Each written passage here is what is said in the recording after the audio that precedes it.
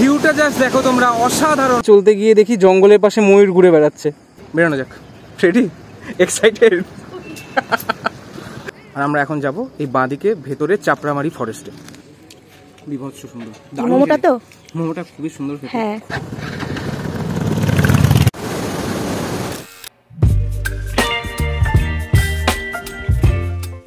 ডুয়ার্স ভ্রমণের দ্বিতীয় পর্বে তোমাদের সকলকে স্বাগত। ডুয়ার্সের প্রথম পর্বে আমরা গিয়েছিলাম গাজলডোবা, যার ভিডিও তোমরা এই চ্যানেলেই দেখতে পাবে। আজকে যাচ্ছি ঝালং এবং বিন্দু। পিউয়ের ধারণা ছিল না আমরা কোথায় ঘুরতে যাচ্ছি, ভেবেছিলাম ব্যাপারটাকে সারপ্রাইজ রাখবো, কিন্তু ওর কৌতূহল আমাকে বলতে বাধ্য করে। আজকের সম্পূর্ণ ভিডিওই আছে অ্যাডভেঞ্চারে ঠাসা, সঙ্গে খাওয়া দাওয়া, জঙ্গল এবং পাহাড়ে প্রচুর বাইক রাইডিং আর বেশ সুন্দর সুন্দর পাহাড়ি দৃশ্য। তো চলো আর অপেক্ষা না করে ভিডিওটা শুরু করা যাক। আজকে আমাদের ট্রিপের দ্বিতীয় দিন। তো আমরা হোটেল থেকে এখন বেরোচ্ছি সকাল সকাল রেডি হয়ে। ব্রেকফাস্টটা বাইরেই করব, শুধু আমরা সকালের স্ন্যাক্সটা এখান থেকে করে নিয়েছি। তো দেখা যাক আজকে আমরা কোথায় কোথায় যাই। সৈকত সবটা জানে, আমি যদি কিছুই জানি না, ও আমাকে কিছু বলছেও না, বলছে সারপ্রাইজ। শুধু মনে হচ্ছে একটু পাহাড়ের দিকে যাব। তো ড্রেসটা মোটামুটি আমরা টুইনিং করে পরেছি, বরাবর যেটা আমরা করে থাকি। তো চলো দেখা হচ্ছে আর একটু পরে। হ্যাঁ, রাস্তায় বেরিয়ে আমাদের মনটা ভালো হয়ে গেল। আকাশে দেখলাম চাপ চাপ মেঘ। গতকাল তাপমাত্রা বেশি থাকায় আমাদের ঘুরতে গিয়ে খুব টায়ার্ড লাগছিল। আজকের দিনটা বেশ ফুরফুরেভাবে কাটানো যাবে।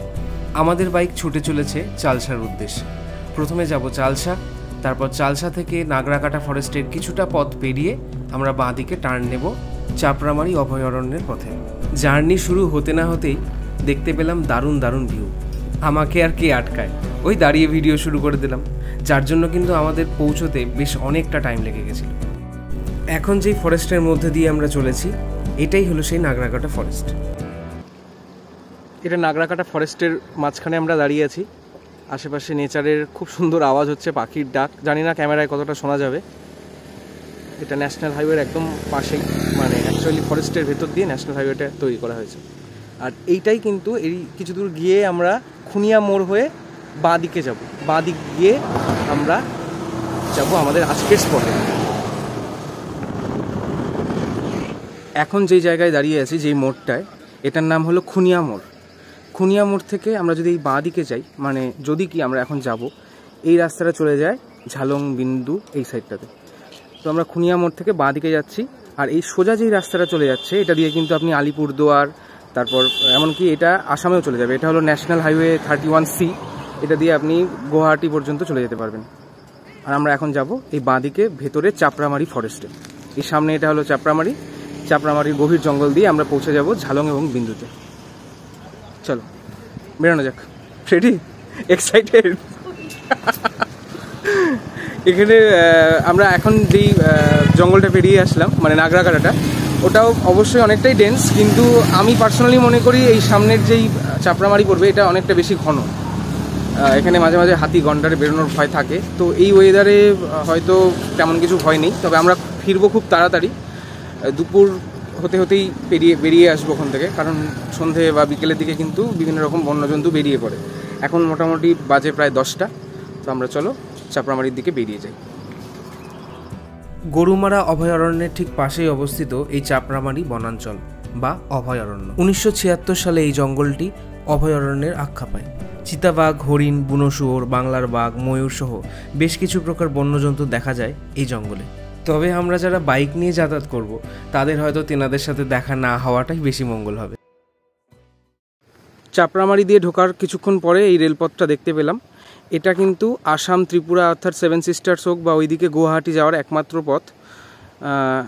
আমরা এই পথ দিয়ে সামনে এগিয়ে যাব। এগিয়ে গিয়ে আমরা বিন্দু ঝালং পাবো। মোটামুটি 30-32 কিলোমিটার দূরে আমাদের হবে বিন্দু। জায়গাটা একবার দেখে নাও। আর আমরা এই সাইড দিয়ে আসলাম। রাস্তার অবস্থা একদমই ভালো না, ভাঙাচোরা, কাজ চলছে। সামনে পিউ দাঁড়িয়ে আছে ওখানে। চলো আমরা আস্তে আস্তে এগিয়ে যাই। যারা ওই সাইড দিয়ে আসবেন, এটা কিন্তু এই রাস্তাটা শিলিগুড়ি থেকে আসছে। এই ভেতরে একদম জঙ্গলের ভেতর দিয়ে গতকাল আমরা যে রাস্তা দিয়ে এসেছি, এই রেলপথটাই কিন্তু এটা। এই একটাই ট্র্যাক সোজা চলে যাবে নর্থ ইস্টে। সকালে খুব হালকা স্ন্যাক্স এবং চা খেয়ে আমরা বেরিয়েছিলাম। তাই কুমানি মোড় এসে আমাদের মনে হলো একটা প্রপার ব্রেকফাস্ট করে নেওয়া যাক। এই জায়গাটা আমরা ব্রেকফাস্ট করার জন্য দাঁড়ালাম, যদিও ব্রেকফাস্টের টাইম হিসেবে অনেকটাই আমাদের দেরি হয়ে গেছে। তো এই জায়গাটার নাম হচ্ছে কুমানি মোড়।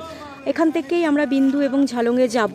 প্রায় 21 কিলোমিটার এখনও আমাদের যেতে হবে। তো তার আগে আমরা একটু ব্রেকফাস্ট করে নেব।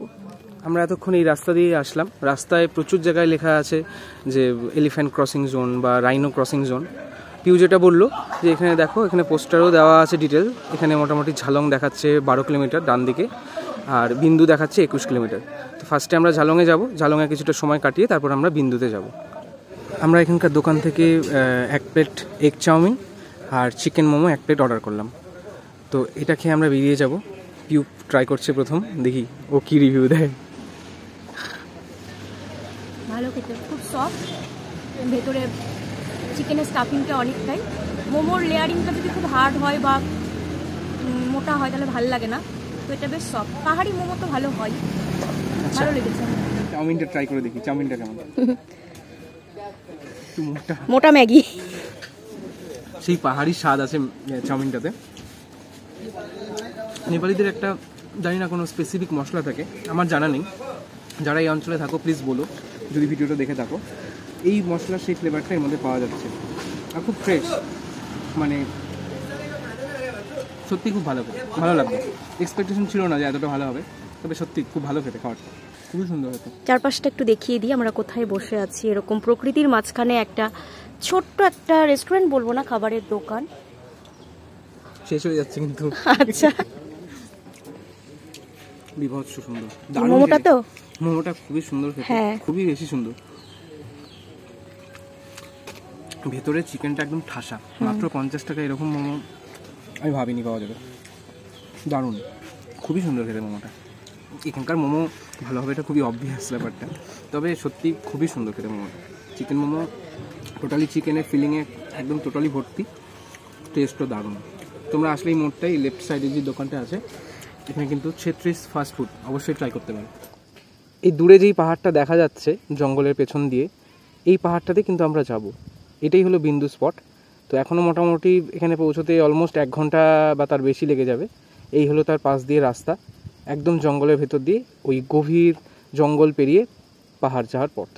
আমরা ভেবেছিলাম আর কোথাও দাঁড়াবো না, ডাইরেক্ট ঝালং গিয়ে দাঁড়াবো, কিন্তু এখানকার ভিউটা আর এই লোহার ব্রিজটা পেছনে যেটা দেখা যাচ্ছে, আর এই পেছন দিকে নদীটা জানি না কতটা দেখা যাচ্ছে, প্রচণ্ড নদীর আওয়াজ হচ্ছে আর প্রচণ্ড জলের স্রোত। বাধ্য হয়ে আমরা এখানে দাঁড়ালাম। তোমাদের একটা শট দেখিয়ে দিই। একটা মজার বিষয় হলো, আমরা যখন সকালে জার্নিটা শুরু করি তখন আমরা ছিলাম জলপাইগুড়ি ডিস্ট্রিক্টে। এখন এই যে পাহাড়ি পথগুলো, এটা কিন্তু কালিম্পং ডিস্ট্রিক্ট। রাস্তার অবস্থা ভালো বললে হয়তো ভুল বলা হবে। কিছু কিছু জায়গায় জল, কিছু জায়গায় ভাঙা, সব মিলিয়ে একটা রোমাঞ্চকর পরিবেশ। এভাবেই চলতে চলতে আমরা পৌঁছে গেলাম আমাদের প্রথম গন্তব্য ঝালংয়ে। চলো দেখে নেওয়া যাক এখানকার কিছু সিনেমাটিক ভিউ।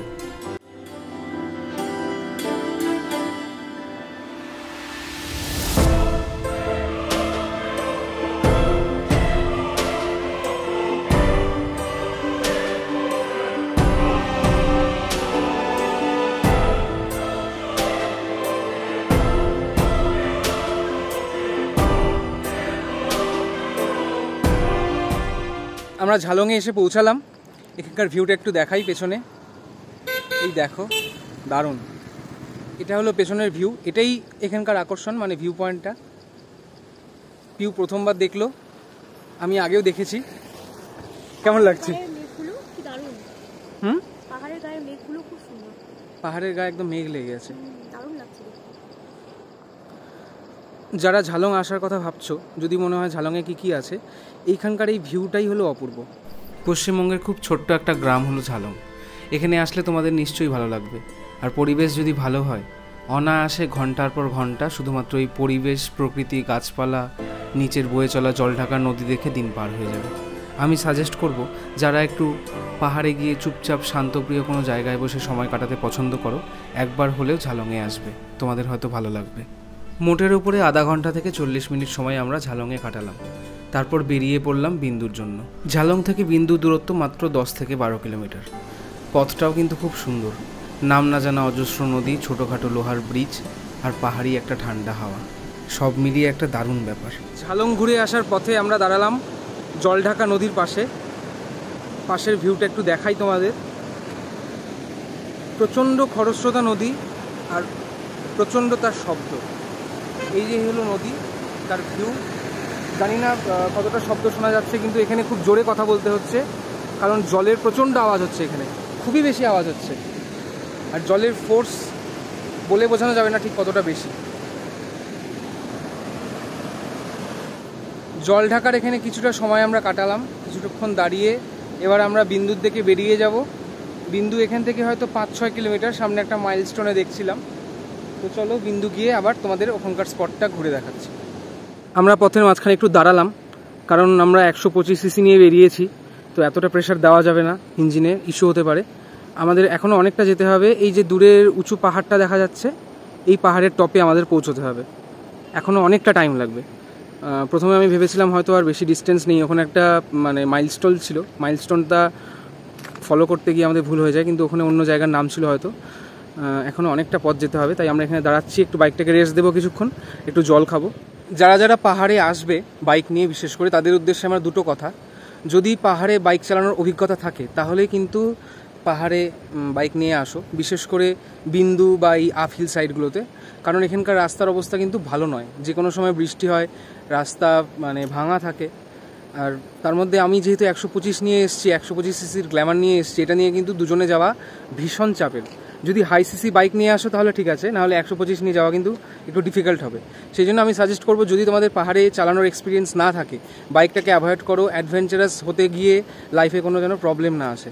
আমরাও খুব সাবধানে যাচ্ছি। আর তাছাড়া আমার কিন্তু বেশ কিছু বছরের পাহাড়ে বাইক চালানোর অভিজ্ঞতা আছে, কারণ আমি কাজের সূত্রে আগে মালবাজার ছিলাম, তাছাড়া কালিম্পং ছিলাম, মিরিক ছিলাম, সেই জন্য ওখানে প্রচুর বাইক চালিয়েছি। আমার নিজের বাইকও ছিল 125 সাইন এসপি, তো আমার খুব একটা অসুবিধে হচ্ছে না। তবে আমি বলবো, তোমরা যারা বাইক নিয়ে আসতে চাইছো, যদি তোমাদের প্রপার এক্সপিরিয়েন্স থাকে বা ছোটোখাটো কোনো হিল ওই সেবক টেবক ঘুরেছো, তাহলে এই রিস্কগুলো নিতে পারো। তাছাড়া কিন্তু নিজেরা আগ বাড়িয়ে কোনো অ্যাডভেঞ্চার করতে গিয়ে পাহাড়ে হট করে বাইক নিয়ে আসবে না, কারণ এখানে খুব খাড়া খাড়া টার্নিং আছে। তুমি দেখো পেছনের এই পাহাড়টায় আমাদের যেতে হবে, এটা কিন্তু অনেকটা উঁচু। এই যে পেছনের পাহাড়টা, এটা অনেকটা উঁচু, এটা আমাদের পৌঁছতে হবে। এখানে যাওয়া কিন্তু বেশ ডিফিকাল্ট। সেই জন্য আমরা বাইকটাকে একটু রেস্ট দিচ্ছি, কারণ কিছুক্ষণ চালালাম, বাইকটা রেস্ট দেওয়া উচিত। হাই সিসি বাইক হলে হয়তো দাঁড়ানোর প্রয়োজন পড়তো না। এখন আমরা জল খেলাম, আর কিছুক্ষণ পর বেরিয়ে যাব, 2-4 মিনিট রেস্ট নিয়ে আর পৌঁছে যাব বিন্দুতে। আমি এখন ঠিক যেই জায়গায় দাঁড়িয়ে আছি, সেই জায়গাটির নাম অ্যাপেলস্টোন ভিউ পয়েন্ট।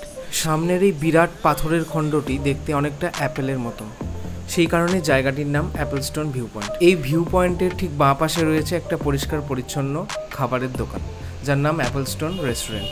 আপনারা চাইলে এখান থেকেও কিন্তু লাঞ্চ সেরে নিতে পারেন। আমরা কিন্তু এখানে লাঞ্চ করিনি, যেহেতু কিছুক্ষণ আগেই আমরা বেশ ভারী খাবার খেয়েছিলাম। সেই জন্য আমাদের ইচ্ছে ছিল বিন্দু ঘুরে এসে ফেরার পথে কোনো এক দোকানে আমরা খাওয়া দাওয়া করব। যা ভাবা তাই কাজ। তাই এখানে কিছুটা সুন্দর সময় কাটিয়ে ফ্রেশ হয়ে আমরা বেরিয়ে পড়ি বিন্দুর জন্য।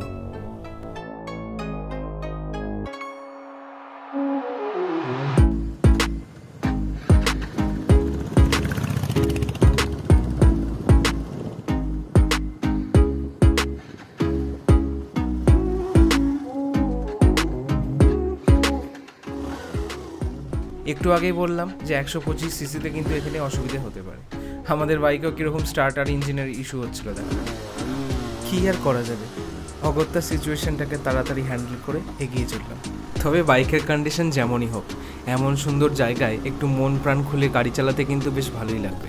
পাহাড়, এই 3 অক্ষরের শব্দের মধ্যে যে কী পরিমাণ ভালোবাসা লুকিয়ে আছে তার বলার নয়। পাহাড় যেতে ভালোবাসে না এমন মানুষের সংখ্যা হয়তো খুবই কম। উচ্চতায় ভয় থাকলেও সমস্ত ভয়কে অগ্রাহ্য করে বারে বারে ফিরে আসি এই পাহাড়ের বুকে। এইসব বিষয় নিয়ে দুজনে গল্প করতে করতে আমরা এগিয়ে যাচ্ছিলাম। বেশ অনেকটা পথ চলার পর হঠাৎই আমরা পৌঁছে গেলাম সেই বহু প্রতীক্ষিত বিন্দুতে। 1 সেকেন্ড, যারা এখনও আমাদের এই ভিডিওটার সঙ্গে আছো এবং তোমাদের ভিডিওটা ভালো লাগছে, প্লিজ একটা লাইক করে আমাদের সাপোর্ট করো, প্লিজ।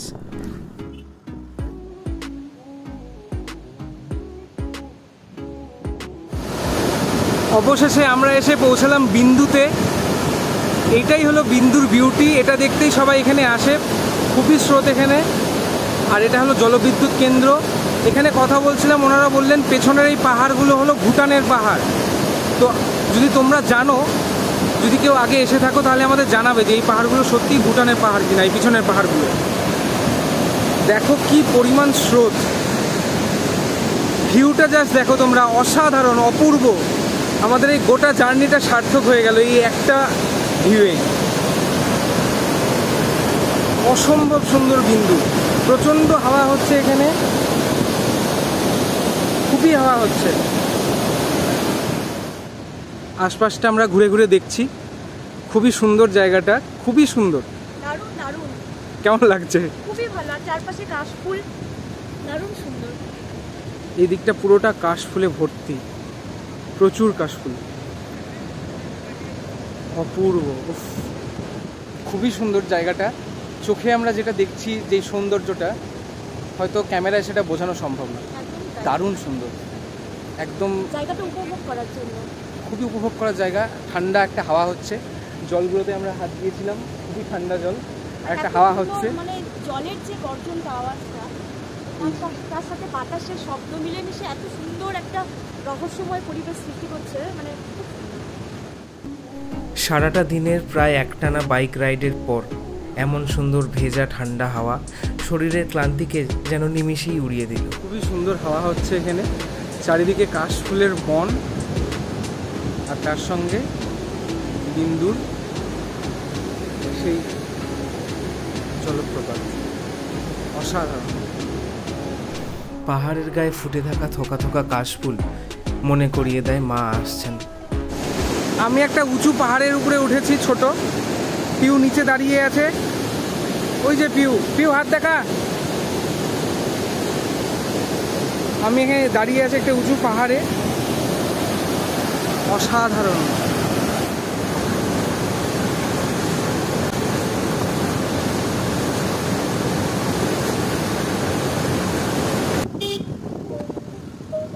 আমাদের মাথায় ছিল আমাদের পুনরায় চাপড়ামারি পেরোতে হবে, তাই বেশি দেরি না করে আমরা বেরিয়ে পড়লাম। খিদেও পেয়েছিল প্রচণ্ড, তাই পাশেই একটা রেস্টুরেন্টে দাঁড়িয়ে পড়লাম খাওয়ার জন্য। রাস্তার ধারে একানা বাংলা নামে একটা রেস্টুরেন্ট দেখতে পেলাম, তো আমরা এখানেই খাওয়া দাওয়া করবো। দেখে বেশ পরিষ্কার পরিচ্ছন্ন মনে হচ্ছে, গিয়ে দেখা যাক কেমন। এটা হলো ইন্টেরিয়ার, যথেষ্ট সুন্দর।